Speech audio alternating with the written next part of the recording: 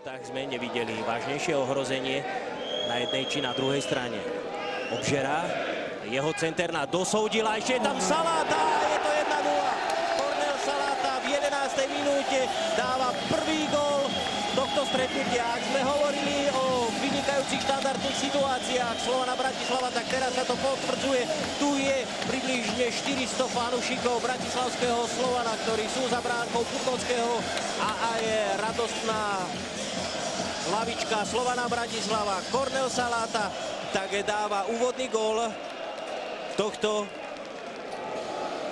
finále a samozrejme otvára si aj svoj gólový účet v slovenskom poháre. A tu vidíme ešte raz Obžerov center Kornél Saláta ľahúčko podvihol loptu, neustrážil ho Vladimír Kožuch a Slovan vyhráva 1-0. Z toho bolo 12 sorgonligových, 11 prvoligových, 23 druholigových a 4 kluby boli víťazi regionálnych pohárov. Ale teraz pozor na ďalšiu príležitosť. Ešte Breznánik vracia loptu. Tam Masaryk sa nestihol postaviť. Breznánik hľadá Silvestra. Pri ňom je Procházka, ktorý hrá netradične na pravej strane zálohy. A teraz Gede. Tak to bola pekná. Breznánik tam sa rozbieha, ale Božič a Božičová strela, ktorá znamená druhý gól. Tak dve štandardné situácie a Slovan vyhráva 2-0. V polovici 17. minúty Mário Božič dáva druhý gól v tomto stretnutí, aj druhý gól v slovenskom pohári. Tak naozaj šok pre Spartak Trnava. Áno, ale tak gól bol veľmi pekný, ale vidno, že Trnavčania si sú vedomí sily Slovanu a hrajú veľmi tak zakriknuté, čo to, myslím, že trnavský futbal to nepozná. Oni vždy hrali na dôraz a títo chlapci sú takí podľa mňa trošku zakriknutí. Čiže možno aj týmito zraneniami, ale hrajú dosť zakriknuté. No. A tu sme videli naozaj nádhernú strelu Mária Božiča, ktorý trafil presne. Ľavý obránca Spartaka pomáhal držaním za dres. To si však Mário veľmi nevšimol a tak nechal pokračovať v hre. Ale čo teraz? Spartakovci, dlhá lopta na Súkeníka, ten ešte hľadá Procházku. Juhásová strela, vynikajúci Matúš Putnocký. Tak konečne nám zabral aj Spartak Trnava vo finále. Tu vidíme ešte raz celú situáciu. Guldanov center, potom priťuknutie Súkeníka a strela Miloša Juhása, ktorá mala...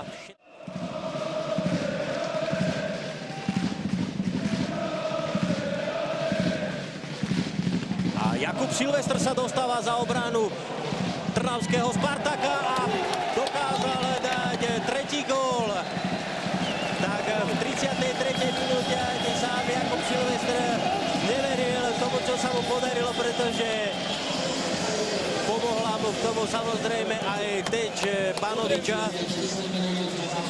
No a teraz Mário Vlk vysvetľuje útočníkovi Slovana Bratislava, aby neprovokoval zbytočne fanúšikov Spartaka Trnava. Tu vidíme ešte raz krásnu prihrávku za obranu Spartaka Trnava. Jakub Silvestr si dokázal mladého Patrika Panoviča zaseknúť a potom aj za jeho prispenia prekonal Jana Slovenčiaka po tretíkrát. Tak studená sprcha v prvom polčase pre Spartak. Vpredu Guldana, Procházka.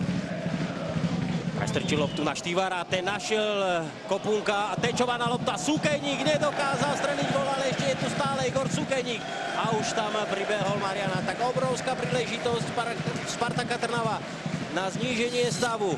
Uvidíme to ešte raz, ako sa Kopunková strela dostala po teči slovanistického hráča ku striedajúcemu Igorovi. Nastupuje v 52. minúte na trávnik.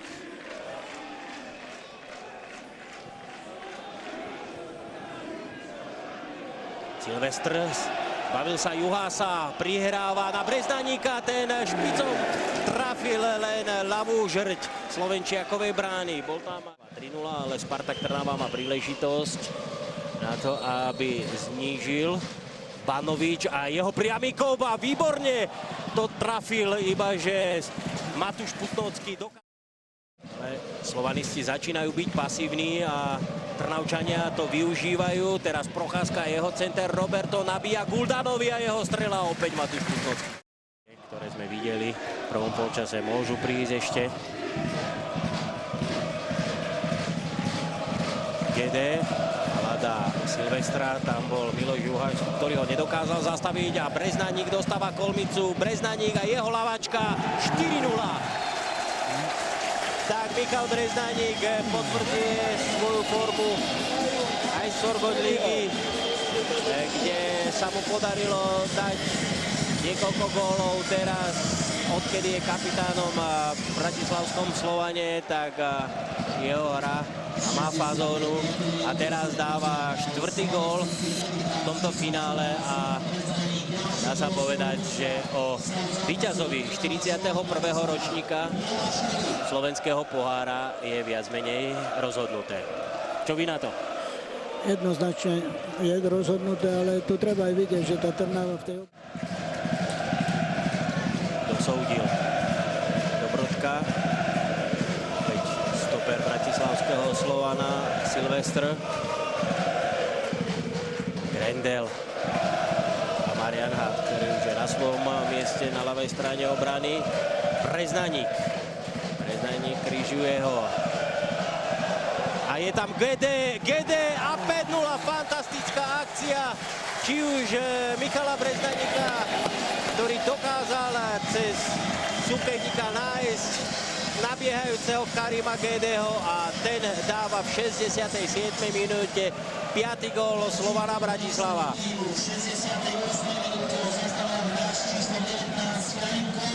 Takže Slovan vyhráva 5-0. Tu vidíme Breznaník a jeho akcia. Na konci bol Karim Gede a ten dáva prvý gól. Nielen v tomto zápase svoj prvý gól, ale aj Gede a výborne zasiahol Hlavatovič. Súkeník, ktorý sa prediera cez Milana Ivanu. Hlavatovič a Procházka. Roberto. Jeho strela, Putnocký sa musel natiahnuť a... Tak určite som neočakával. Som myslel, že Trnava bude takým, takým vážnejším superom Slovanu, dá sa povedať. Ale hovorím, Slovan hral svoj taký dobrý štandard, ale Trnava mňa osobne svojim výkonom sklamala. Dosť boli takí nedôslední, čo není ich taký typický jav, takže z toho som trošku taký, že poviem sklamaný, ale taký rozčarovaný. Myslím si, že Slovan veľmi, veľmi kvalitný. Aj teraz bolo vidno na tej akcii, že hrá v pohode, taký svoj, má dobrý štandard a hovorím, jak sme povedali, ten západ, hovorím, vysoko, hovorím, tak zo strany Slovana to prekročil. No. Nedá sa povedať, že by... Ja hovorím, tá Trnava sklamala trošku. Bol tu CD do brány Jana Slovenčiaka, zaklincoval Martin Dobrodka po tejto fantastickej akcii Pavla Masaryka. Predtým sme samozrejme ešte videli vynikajúci zákrok Matúša Putnockého, ktorý zlikvidoval Juhásovú strelu, potom nasledoval tento prienik Pavla Masaryka, vynikajúci center a nabehnutie pravého obrancu bratislavského Slovana Hlavička, ktorá nedala Slovenčiakovi šancu a tak v Michalovciach vo finále slovenského pohára sa zrodil debakel pre Spartak Trnava. Pán tréner, prehra vždy boli, ale 0-6 vo finále slovenského pohára, to asi veľmi ťažko prežívate. Ako sa hovorí, to je moc aj na koňa. 6-0 prehra v takomto zápase. Pre vás, dá sa povedať, veľmi trpký záver sezóny v tomto prípade. Až príliš. Ďakujem za rozhovor. Tréner Malčínsky povedal, že prehra 0-6, to aj na koňa. Ako vy osobne vnímate toto vysoké víťazstvo? tak nečakali sme také veľké víťazstvo. Ja sa priznám, včera sme mali tréning a chlapci boli takí živí a vedeli sme, že vstúpia do toho zápasu tak, ako sa má. No a čakali sme troška väčší odpor Trnavy. Nebol až taký, ako by sa žiadalo a jasne 6 gólov sme dali a sme spokojní.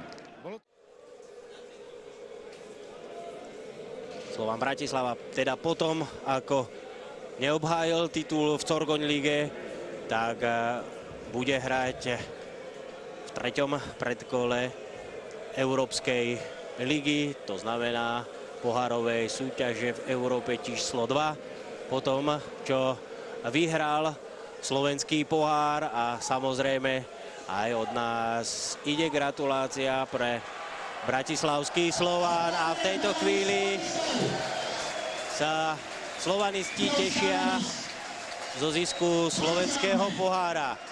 Ročník 2009-2010, teda v rámci slovenského pohára patrí pre Slovan Bratislava. A samozrejme videli sme malý pokus od Gedeho a Bakajoka o malý žart a únos tohto pohára.